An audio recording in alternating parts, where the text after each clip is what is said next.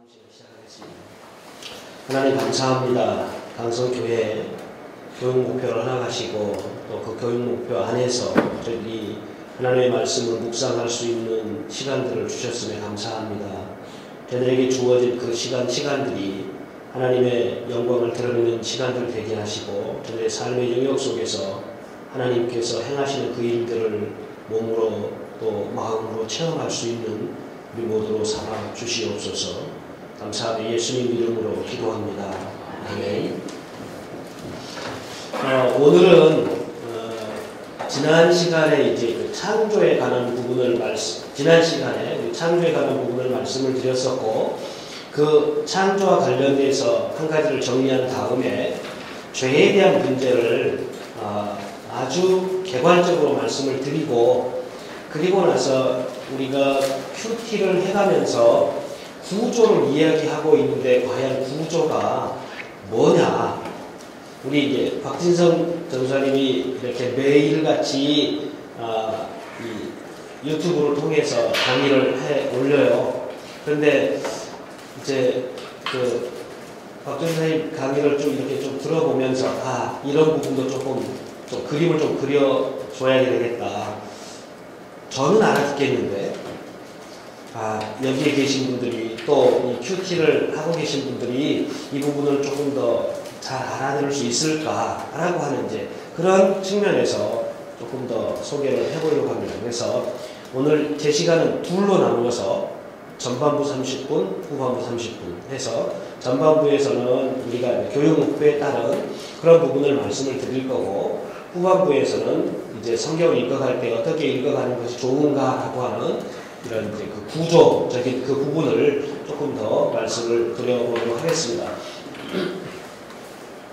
지난 시간에 이제 우리가 공부를 하면서 창조에 대한 거 말씀을 드렸어요.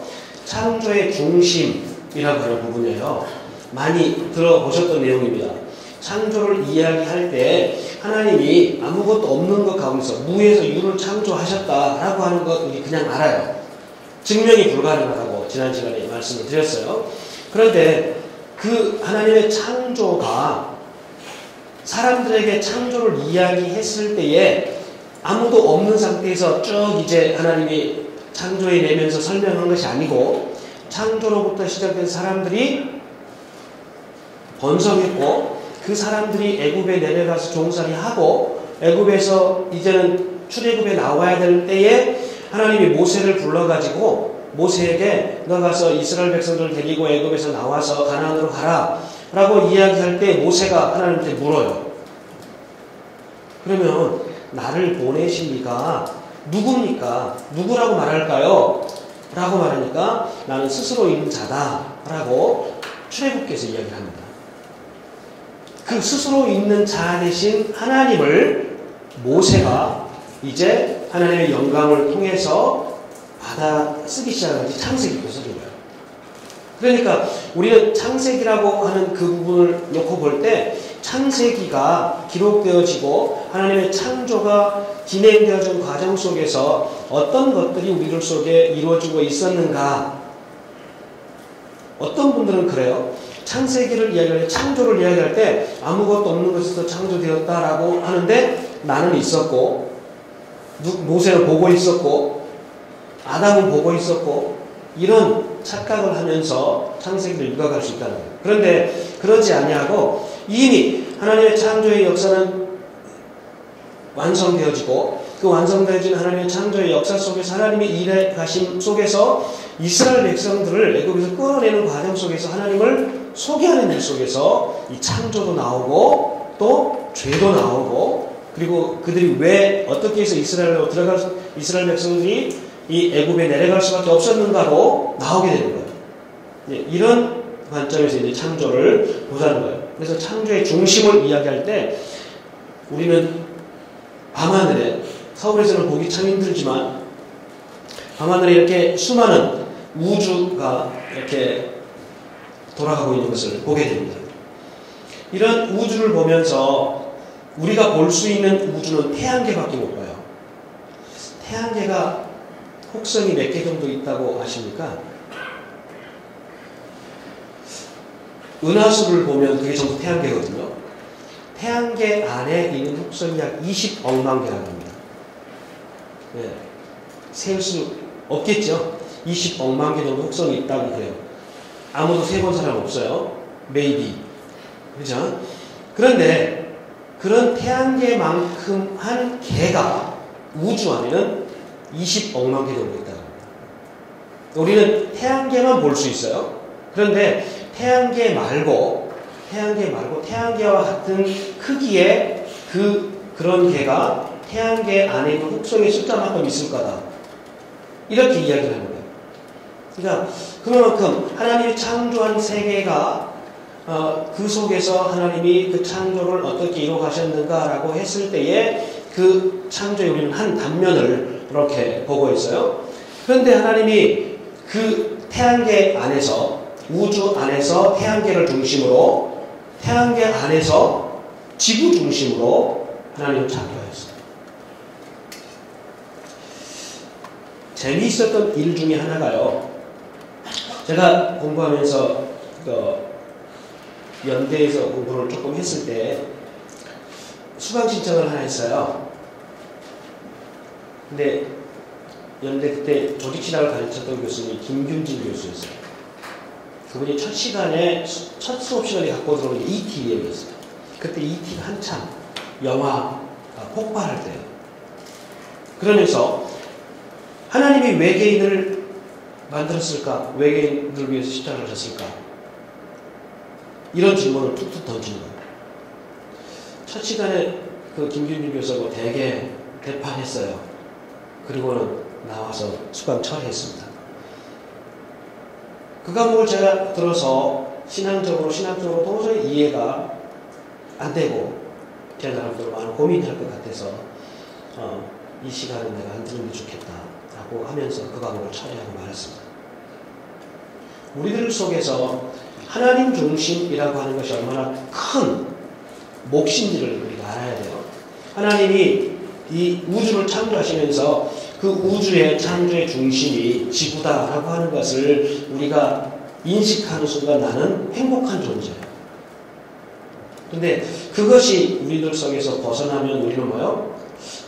지구 말고 또 다른 혹성에서 요즘 많은 그런 이야기들이 들려올 때마다 그런 고민들이 생기잖아요. 과학자들의 어떤 이야기를 통해서도. 그런데 하나님은 창조의 중심을 지구에다 뒀어요. 그런가 하면 지구 안에 있는 모든 생명체 속에서 하나님이 그 중심에 두고 있는 것은 사람이에요. 저는 얼마나 많은 사람들을 모아볼까라고 해서 보여드린 것은 그 경기장에 와 있는 사람들의 모습들 많이 모으려고 제가 이 사진을 가져왔습니다. 하나님은 이 사람들 속에서 하나님은 하나님의 중심을 여기다가 맞추셨어요. 그런데 이렇게 많은 사람들 중에서 하나님은 어떤 사람들을 좋아하실까? 이제 선택한 사람들이에요. 선택한 사람들. 이 사람들을 하나님은 좋아하세요. 이 그림 찾으려고 저도 많이 애썼어요. 이 중에 한 사람도 좀 찡그리고 있는 사람이 있다. 그러면 안 될 것 같아요. 이렇게 찾아보니까 다 웃고 있는. 그래서 이 사람은 조금 안 할 수가 있는데 그래도 문맥이 웃고 있잖아요. 네. 그런 것처럼 이렇게 하나님이 어떤 사람들을 통해서 하나님이 이 땅을 행하시느냐라고 했을 때 하나님의 택한 사람입니다. 그래서 다시 이제 보여보면 이 우주라고 하는 이 전체를 하나님이 창조하실 때 그 우주의 중심을 하나님은 태양계에다가 두고 있습니다. 태양계 안에서 하나님은 그 중심을 지구에다가 뒀어요. 지구 안에 있는 모든 생명체 중에서 하나님은 사람들에게 그 중심을 맞추셨습니다. 더 나아가서 그 사람들 중에서 하나님은 선택한 사람들에게 관심을 두세요. 여기서 이제 우리는 왜 선택이라고 하는 문제가 나왔을까라고 하는 것이 이제 오늘 죄를 이야기하게 된 내용이 됩니다. 선택이라고 하는 것 속에서는요, 반드시 육이라고 하는 것이 따라옵니다. 그냥 놔두는 거예요. 그러니까 선택은 반드시 육이하고 같이 붙어 있어요. 선택했다라고 하는 이야기는 또 다른 하나는 그냥 내버려뒀다. 자기가 하고 싶은 대로 하도록 놔뒀다. 라고 하는 이야기입니다. 그런데 선택의 문제가 들어올 때에 그 속에서는 반드시 죄라고 하는 문제가 그 배면에 있어요. 죄라고 하는 문제가 배면에 있을 때 하나님은 죄의 문제를 어떻게 해결하고 그를 선택할까라고 하는 이런 내용들을 가지고 오게 됩니다. 그런데 선택한 사람들 모두가 하나님 일을 잘할까? 다 하나님 일을 잘하지 못해요. 좀 전에 목사님 이렇게 말씀하셨던 것처럼 시편 126편 말씀을 통해서 고레스 진영이 내려왔을 때에도 그들은 돌아올 사람들은 돌아오고 안 돌아올 사람은 안 돌아온 거예요. 기득권을 놓고 싶은 생각이 없는 거죠. 여기서도 내가 하나님의 사람인 것 같고 내가 하나님을 믿고 여기서도 잘 살고 있는데 왜 내가 예루살렘에 가서 고생을 해야 되느냐? 안 가고 싶은 거예요. 그런 일들을 누가 할까라고 했을 때 사명자예요.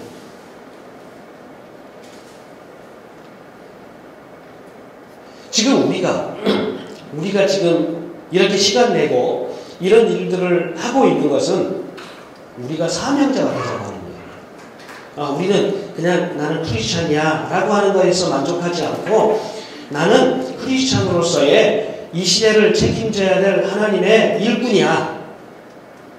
이것을 해보자고 여기에 모인 거예요. 그 사람이 누굴까? 제가 강성교회에 속해 있었으면 강성교회 교인들 중에 오늘 어느 분이 오실 줄 알았으면 사진을 갖다 붙였을 거예요. 근데 누가 오실 줄 모르겠더라고요. 그렇다고 박 목사님 사진 갖다 붙여놓기는 좀 그렇고 그래서 그냥 이렇게 해놨습니다. 우리들에게 내가 사명자인가? 라고 하는 것을 한번 물어봐야 됩니다. 내가 사명자인가?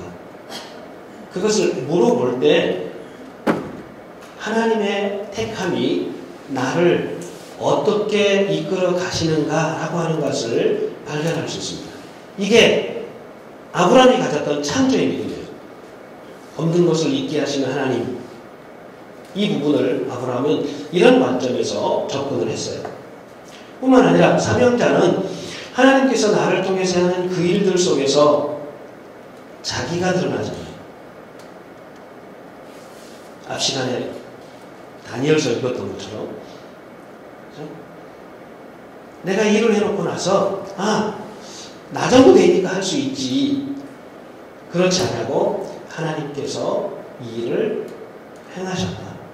나는 그 일에 참여자가 돼서 나는 정말 행복했다. 좋았다. 감사하다. 이럴 수 있어야지. 그래도 나 정도 되니까 할 수 있었다. 라고 하게 되어지면 다니엘 4장 말씀 또 우리가 같이 읽어야 돼요. 그런 상황이 되어지는 거예요. 그러니까 우리들의 모습 속에서 무엇이 나를 이 시대에 하나님의 일꾼으로 세우시고 일하게 하셨는가 하는 것들을 한 번 더 생각해 보게 합니다. 그럼 이 선택이라고 하는 문제, 이 선택이라고 하는 문제를 이야기하면서 죄가 먼저 나오게 되어지고 우리가 이제 다음 시간에 이제 이 죄의 문제가 해결돼서 구원의 문제를 이야기할 때 또 선택이 다시 한번 나와요. 죄의 문제가 선택이라고 하는 것의 기본적인 이 배경이 되어지고 선택은 구원으로의 선택이 있고 또 다른 하나는 사명으로의 선택이 있습니다.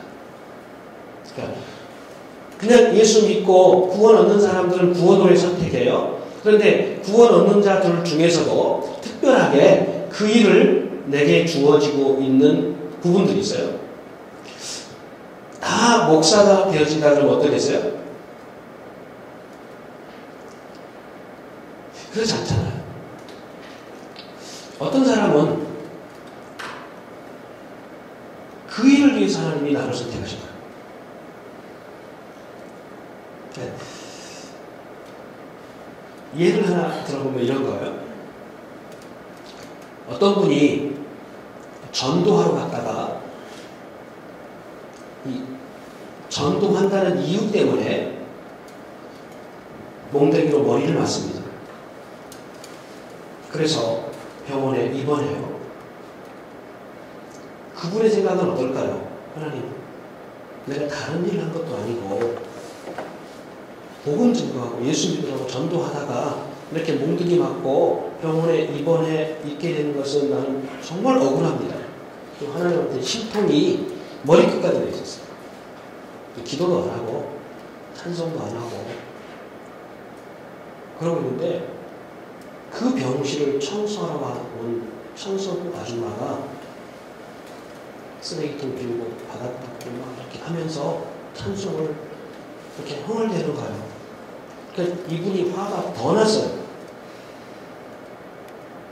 아니 그깟 일 한다고 그게 그렇게 좋아서 너는 그렇게 콧노래 부르면서 그것도 콧노래 다니고 찬송 부르면서 그 일 하고 있냐 이렇게 하루 이틀 지나면서 병이 되고 호전도 안 되고 마음은 아프고 머리는 뿔나고 그러고 있는데 그분이 계속 그러는 거예요. 그러면 붙잡았어요. 나는 전도하다가 이렇게 맞고 들어와서 입원해 있어서 하나님께 지금 심통이라 했는데 너는 그게 좋은 일이라고 이렇게 병실 청소하면서 찬송가를 흥얼대고 다니냐. 주제를 좀 알아라. 이렇게 이야기한 거예요. 그러니까 이 청소하신 분이 그분에게 뭐라고 말했겠어요? 나는 하나님이 창조하신 이 세계를 깨끗하게 정돈하도록 소명을 받은 소년자입니다. 이게 사명자예요. 나는 하나님께서 만드는 이 세상을 깨끗하게 정돈하도록 하나님이 내게 그 일을 주셨어요. 그래서 나는 이 일을 하는 것이 내게 가장 행복해요.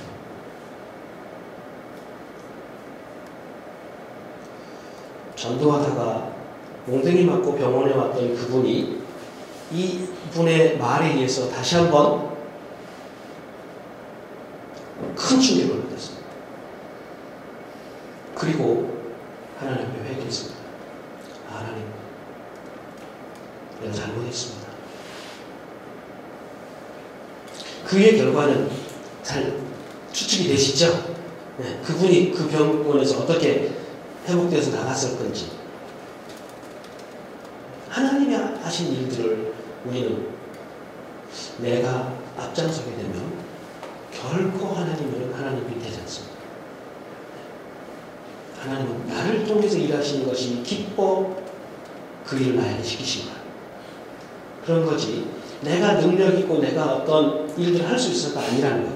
그런데 하나님이 우리를 선택했다라고 하는 것은 구원으로의 선택과 소명으로의 선택이 있어요. 그러니까 구원으로의 선택 받은 백성들은 저렇게 예수 믿어서 될까라고 정말 일도 안 하고 되게 뺀질이고 그런 모습을 보면서도 저게 예수를 믿는지 안 믿는지 모르겠어요. 그럴 수도 있어요. 그렇지만 우리 모두는 구원의 선택뿐만 아니라 하나님께서 우리에게 주어질 그 일들을 위해서 소명자로서의 일을 주고 있다는 것. 이게 이제 내게 주는 사명이에요. 그것이 각기 다릅니다. 그러니까 그 일을 내가 얼마큼 잘 하기 위해서 최선을 다하느냐, 이것이 우리가 해야 될 일들이에요. 남들이 하는 일이 좋아 보이는 게 아니라 내가 할 일을 최선을 다해서 하는 일, 그것이 해질 때에 하나님이 기뻐하시고 나에게 감동 있고 감격이 있는 그런 모습들을 갖는 거예요. 그런데 왜 모든 사람이 죄인이 되는가? 라고 하는 거예요. 오늘 저는 여러분에게 죄와 관련된 이야기를 하면서 좋은 과일 2개를 선물로 드리려고 합니다. 그림입니다. 막 보지 마시고. 뭐 같아요? 뭐 보는 과일인가요? 복숭아입니다. 예. 아닌 것 같아요? 네, 복숭아 맞아요. 또 다른 과일 하나는 뭐 같아요? 사과입니다. 둘 중에 엄마가 아이들에게 복숭아하고 사과를 집에다 놓고 외출을 하면서 애들 보고 얘들아 사과는 먹어도 되는데 복숭아는 먹지 말아라 이렇게 이야기했어요. 애들이 사과를 먹고 나서 복숭아가 먹고 싶겠어요? 안 먹고 싶겠어요?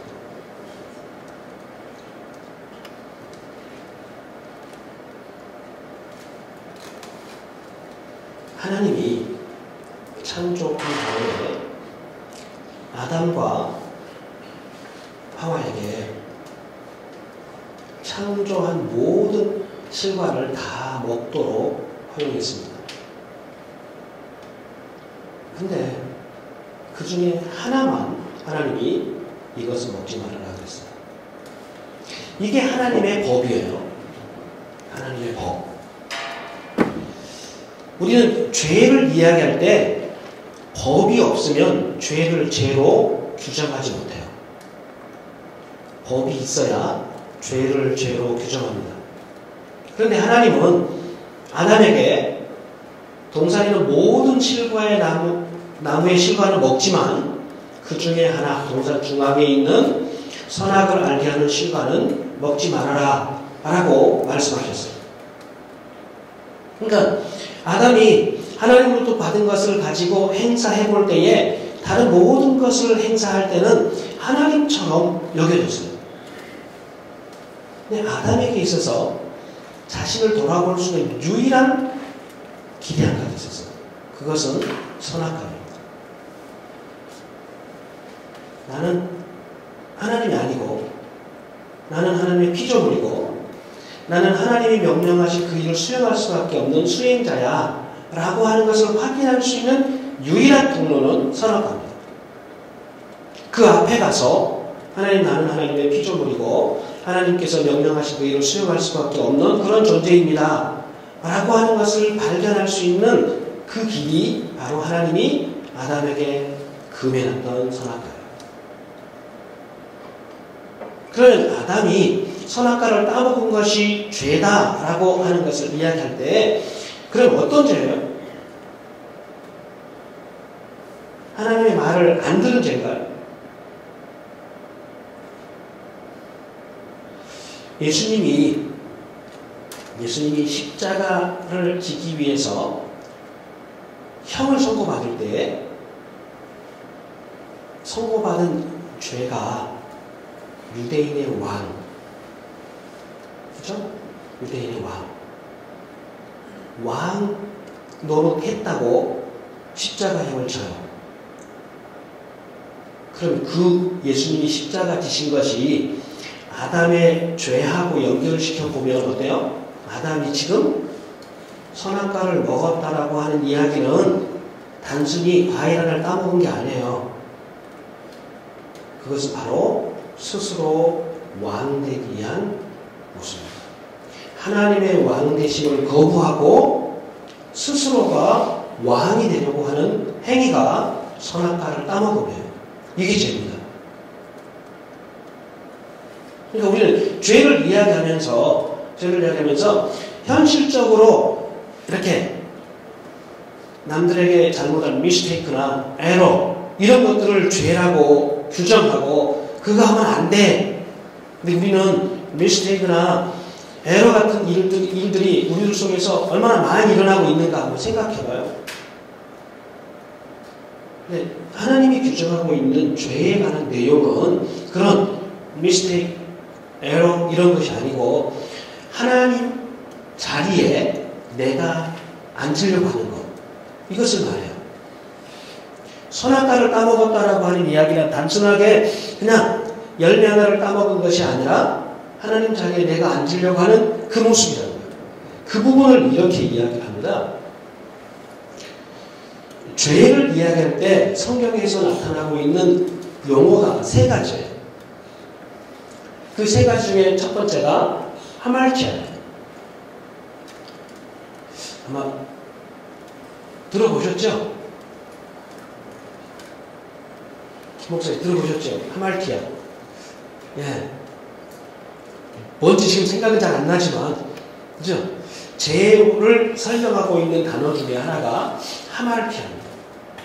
이 하말티아가 죄라고 했을 때 이 죄에 관한 부분들 속에서 뭐가 그럼 하말티아냐라고 했을 때 사단의 지배 아래 있는 존재, 이것을 보고 하말티아라고 해요. 그러니까 내가 하나님의 지배 아래 살아야 되는데 내가 하나님의 지배 아래 살지 않고 사단의 지배 아래 사는 거야. 그러면 아담이 선악과를 따먹을 때 누가 아담을 조절했어요? 뱀이. 뱀은 사단이죠. 그죠? 그러니까 사단이 아담을 넘어뜨려서 하나님 자리에 아담을 앉히는 거죠. 아담은 하나님께서 주어진 모든 재능, 그죠? 모든 재능을 가지고 사단의 하수인이 되는 거예요. 그러니까 하나님의 것 가지고 누구를 섬겨요? 사단을 섬기는 일을 한 거예요. 이게 죄예요.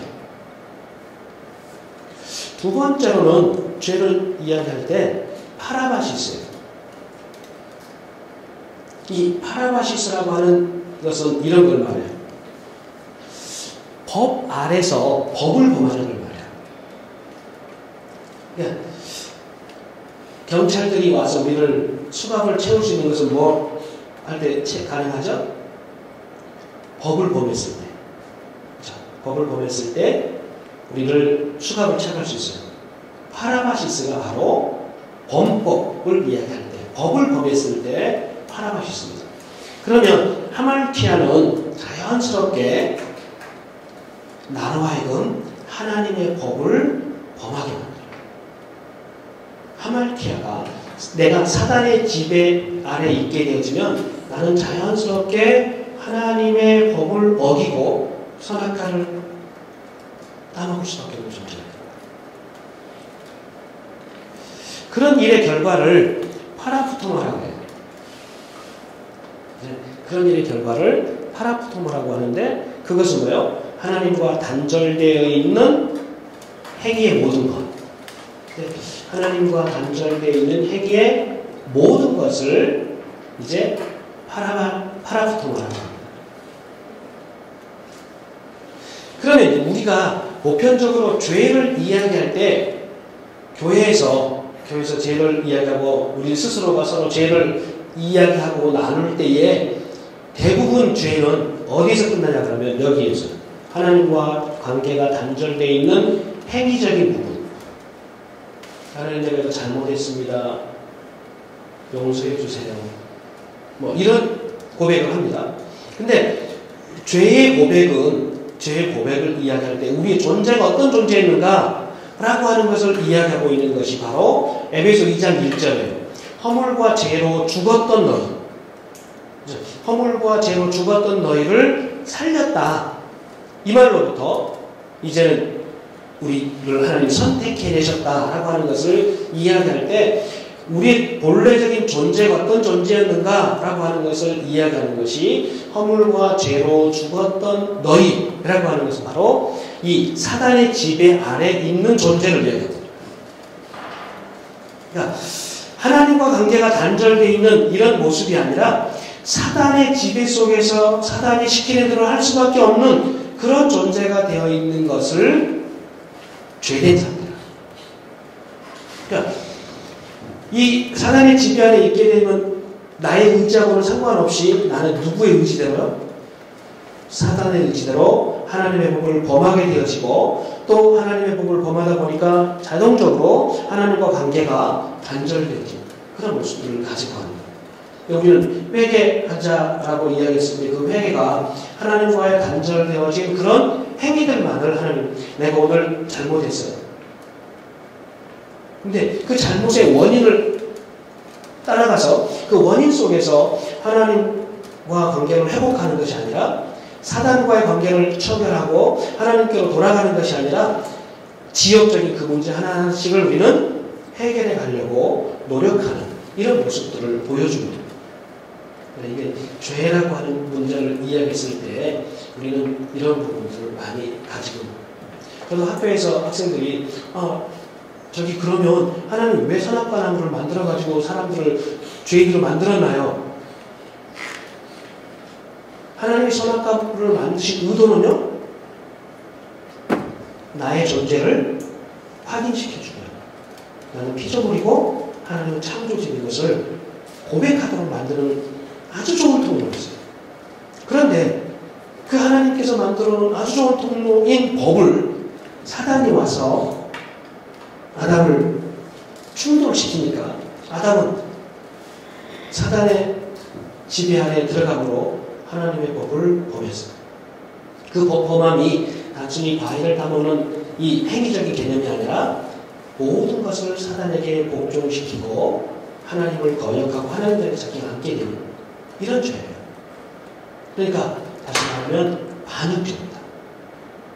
예수님이 십자가에 달리셨을 때 그의 제목이 유대인의 왕이다. 다시 말하면 반역죄.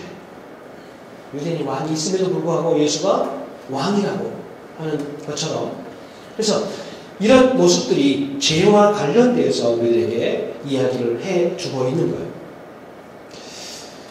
그래서 우리는 선과 악을 이야기할 때 무엇이 선이고 무엇이 악이냐 라고 하는 것을 생각해 보게 합니다. 선은 하나님의 주권을 받아들이고 그 삶을 살아가는 것이 선이에요. 그러니까 내가 선한가 악한가 생각해보면 하나님이 선하다라고 하는 것은 하나님의 주권을 인정하고 하나님의 주권을 인정하고 받아들인 삶을 사는 거예요. 예를 하나 또 들어볼게요. 모세가 이스라엘 백성을 이끌고 애굽에서 출발해서 광야에 오죠. 광야에 왔을 때에 모세가 이방 여인과 결혼한 사건이 생깁니다. 아시죠? 이방 여인하고 결혼을 해요. 그럴 때 모세의 누이와 형이 와가지고 모세를 엄청 힐문해요. 네가 그럴 수 있나? 유대인 중에서도 여자가 얼마나 많은데 어떻게 이방 여인을 취해서 아내로 삼을 수 있냐? 그때 하나님이 그 모세의 누이와 형에게 뭐라고 이야기합니까? 모세는 온유한 자다. 우리는 온유라고 하는 이야기를 들을 때 마음이 참 좋은 사람, 성품이 참 좋은 사람 이렇게 생각을 해요. 그런데 거기서 말하는 온유는 국어사전적인 의미가 아닙니다. 그 온유는 이런 걸 말해요. 하나님의 말씀에 내 생각을 고려하지 않고 반응하는 행위. 이게 온유예요. 다시 말하면 선이라는 이야기에서 하나님의 주권을 받아들이고 그 주권에 의해서 삶을 살아가는 것. 이것이 선이에요. 모세가 그렇게 하고 싶어서가 한 게 아니라 하나님이 이스라엘 백성들뿐만 아니라 이방인들까지 그 출애굽 대열 속에 따라오게 하셨고 그들에게도 구원이 있음을 이야기하기 위해서 지금 모세에게 이방인과 결혼하게 한 거예요. 그러니까 그것을 보고 지금까지 유대인들은 유대인끼리라고 하는 그 법 아래 살고 있었던 미리암, 아론 그들은 도저히 이해가 안 된 거예요. 그때 하나님이 하나님의 주권에 복종하고 하나님의 주권을 받아들이고 하나님의 뜻대로 살아가는 것이 무엇인가를 보여준 사건이 바로 이 사건이에요. 우리가 뭐 그렇게 하고 싶겠어요?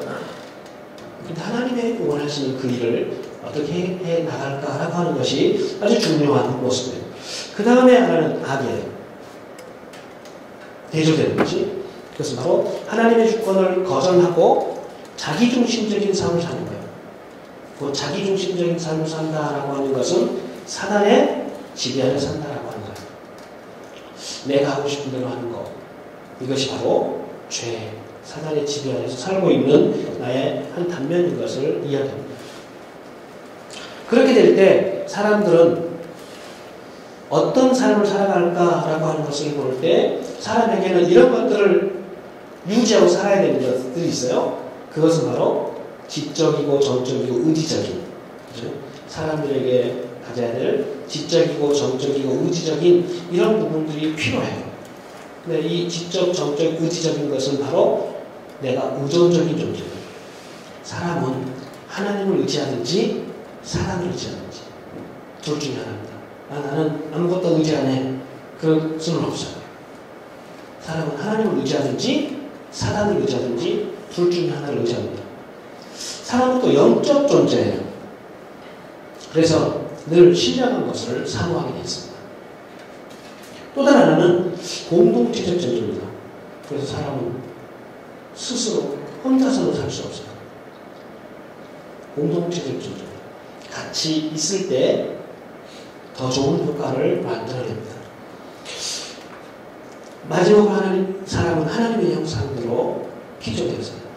그러니까 이런 모습들이 우리 속에 있을 때 우리는 그 일들을 행해 간다라고 말할 수 있습니다. 그러니까 내가 누구를 의지하고 있느냐? 여기서 물어보면 다 하나님 의지한다고 그래요. 그러시겠죠? 다 하나님 의지하죠. 그런데 집에 가서는 누구 의지해요? 직장에 가서는 누구 의지해요? 나를 의지하나요? 하나님을 의지하고 하나님을 이렇게 섬기는 그런 모습들이 우리 속에 좀 더 가치 있는 모습으로 드러났으면 참 좋을 것 같다. 이런 생각을 하고 제가 죄에 대한 문제를 조금 더 설명할 수 있는 그 자료가 뒤에 있어요. 그런데 다음 시간을 위해서 오늘은 죄에 관한 문제는 죄가 이런 것이다 라고 하는 큰 그림을 제가 여러분에게 소개했습니다.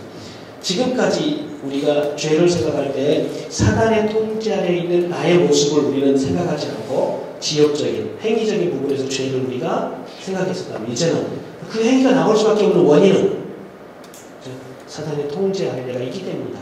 그러니까 하나님의 법을 거절하고 법을 어기려고 하고 그런 일들이 생길 수밖에 없었구나 라고 하는 것들을 조금 더 이렇게 여겨본다 그러면 이 문제가 좀 다 잘 해결되지 않을까 이렇게 생각을 합니다. 1분만 쉬었다가